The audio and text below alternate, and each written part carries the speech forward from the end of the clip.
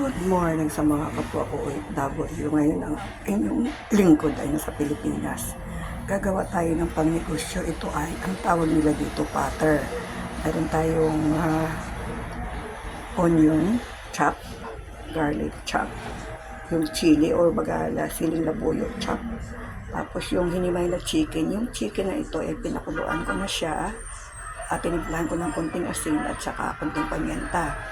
Ngayon, ako gumagawa ako ng sauce. Yung sauce ko na yan ilalagyan ko ng konting magic sarap, konting suka, tsaka yung toyo. Depende kung sa anong gusto nyo kailangan kasi tunawin mo muna siya para matansya mo yung lasa. Kasi kung idiretso mo yung toyo doon, baka mamaya maalat sobra.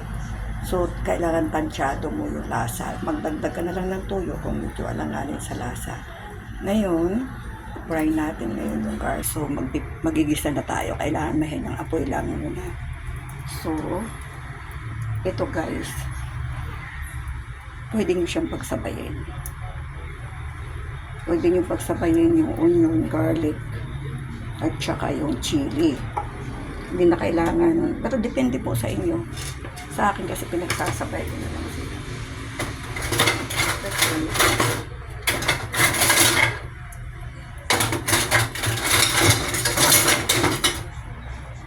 Ako pagsasabayin ko sila.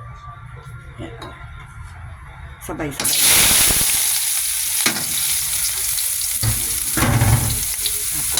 Ipapray mo muna siya na lumambot. Pare-pareho sila.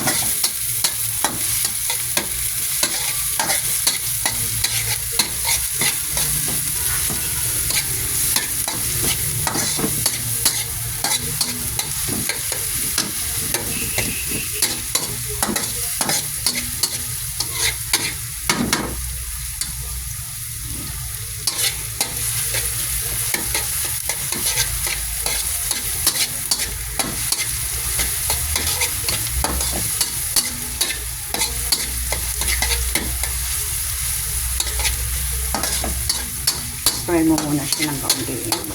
Talaga sila na. Medyo lumambot. Kasi lalambot ko talaga yan. Ngayon, ilagay natin ang ating chicken. Mag-flex tayo ngayon. Medyo i-crispy muna natin siya ng kaunti. Kasi yan medyo may tinimpla na yan eh. So, kailangan yung mantika nyo guys, kailangan medyo marami-rami siya kasi sisip-sipin nyo yan eh. Pag nag-crispy na siya, ganyan na siya. Kailangan, hindi naman yung totally crispy, yung mag-brown-brown lang siya. Medyo kakalat-kalat na siya para madali siyang mag-brown. Tapos balibalis ka din lang, kumbaga, ita-turn lang siya ulit sa another side. Yan. Kaya muna natin siya ng mga 2 to 3 minutes. Pero mahina lang ang apoy mo kasi mangangamoy siya, masusunog siya pag hindi mahina ang apoy mo. Ito ay pangnegosyo. Ang tinda namin dito isang set, may rice at saka kanin. Pero napakamura pag iisipin mo para lang sa mga trabahador dito. Ang tinda nila dito ay 40 pesos. Pero pag ikaw magtinda nito, ito ay isang pizzo na maliit lang. Pero pag yung ito ay ititinda mo siya na puro lang flakes. So, titingnan mo kung magkano ang puhunan mo. Kailangan maging tatlo siya.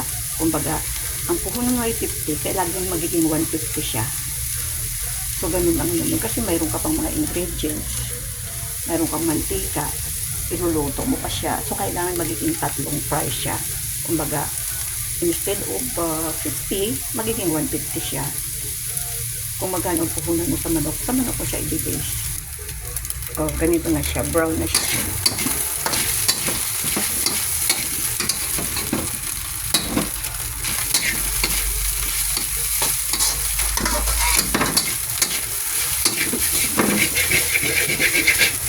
So, isang turn pa.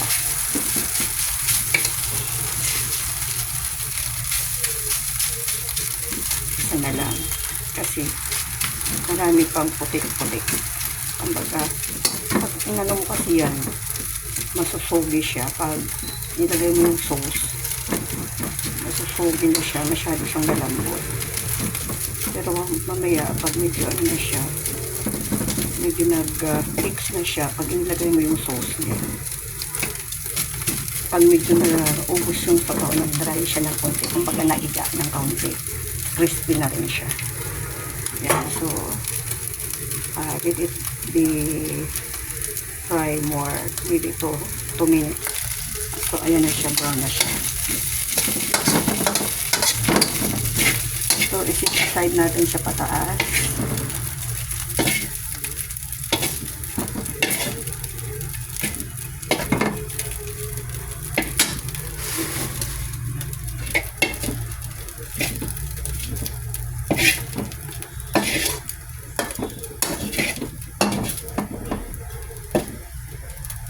Ayan, o, bumababa yung oil niya.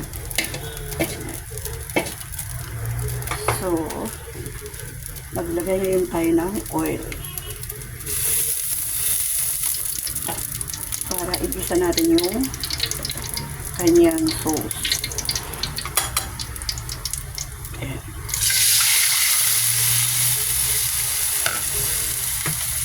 Kailangan guys, pakuluin nyo muna bago nyo siya i-mix, bago nyo i-mix yung chicken. Kasi kung hindi i-mix nyo siya kagad, hindi kumukulo. So, magiging soggy yan. Lalambot siya. Yung parang nag-aadobo. Itong ginawa kong sauce, may toyo siya. Tapos yung suka nito, kunting-kunting patak lang. Tapos, yan, depende sa'yo kung anong gusto. Minsan, pag walang suka, pwedeng kalamansi. Pero huwag maasin. Tapos yan, nilagyan ko ng magic. Oh, depende sa'yo kung anong pampasarap mo dyan. May mga sikreto pang pampasarap dyan. Nasa kayo yan. Pero basta ang procedure, yan na. Oh. So, hayaan mo na siyang sumipsip yung sauce. Ngayon, pag medyo kulang ang timpla niya mamaya, kaya ka mag-add ng toyo. Hayaan mo muna siyang sisip-sipin niya yung ano, para magkukulay siya. Yung magle-level ang kulay nila, pare-pareho silang brown. So, pwede mo rin din siyang dadagdagan kasi talagang medyo kulang yung ano. I-direct mo ito sa ano, dito. Maanghang yan, maanghang. Nalalasahan ko yung anghang. Tapos,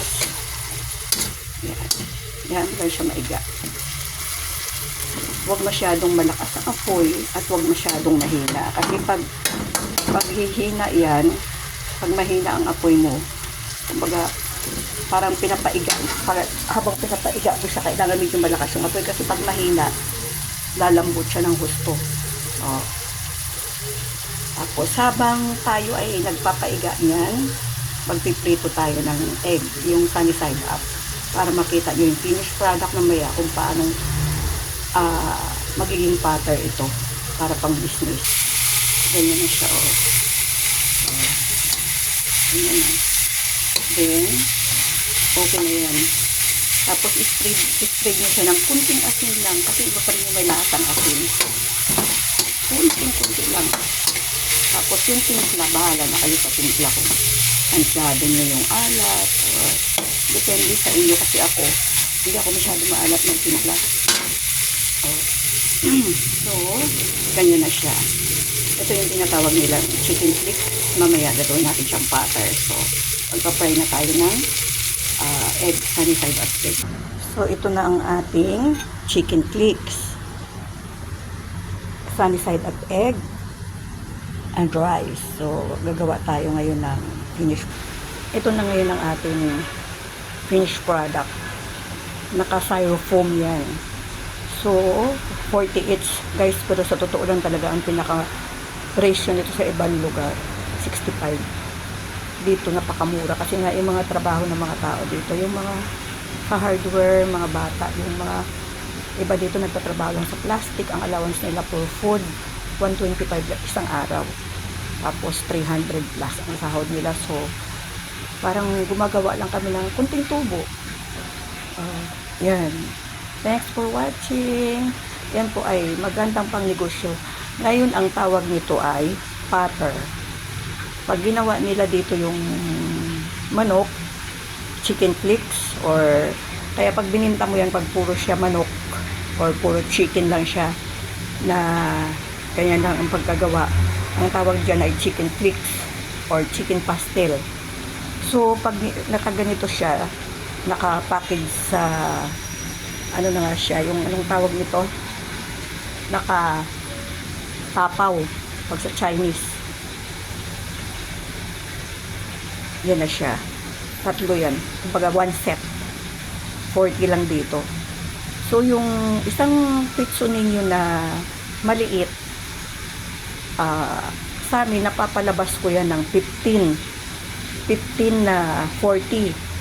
So, ang halaga nung pizza, ng chicken is 93. Ang bili ko dyan. Yung itlog, 5 isa.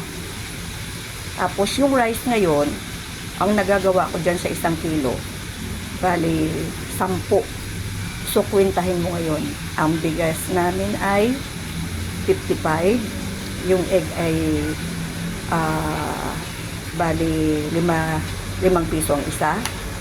So kwentahin mo siya, tsaka yung mantika, so halos kalahati ang tubo kung marunong ka.